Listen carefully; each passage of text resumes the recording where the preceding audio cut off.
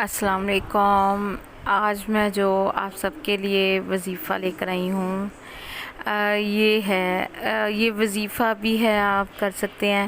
یہ ڈیفرنٹ جو آپ کی مشکلات ہیں، مصیبت ہیں، جو جس کی ضروریات ہیں، یہ اس کے مطابق ہیں۔ یہ صورتیں ہیں، قرآن پاک کی صورتیں ہیں، ان کی فضیلت ہے۔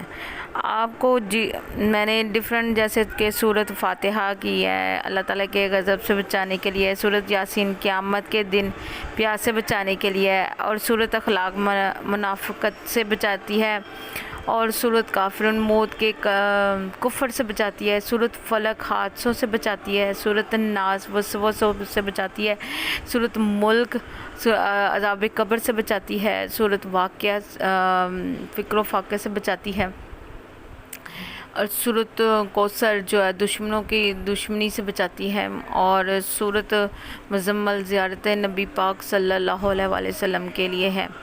اچھا، سورۃ ملک جو ہے عذاب قبر سے بچاتی ہے۔ اس میں آپ کو جو جس کے لیے ہے، جس طرح کی بھی کوئی پرابلم ہے، تو وہ ان صورتوں کا وظیفہ اور وظائف بھی کر سکتے ہیں، اور ان کو آپ روٹین میں پڑھ بھی سکتے ہیں۔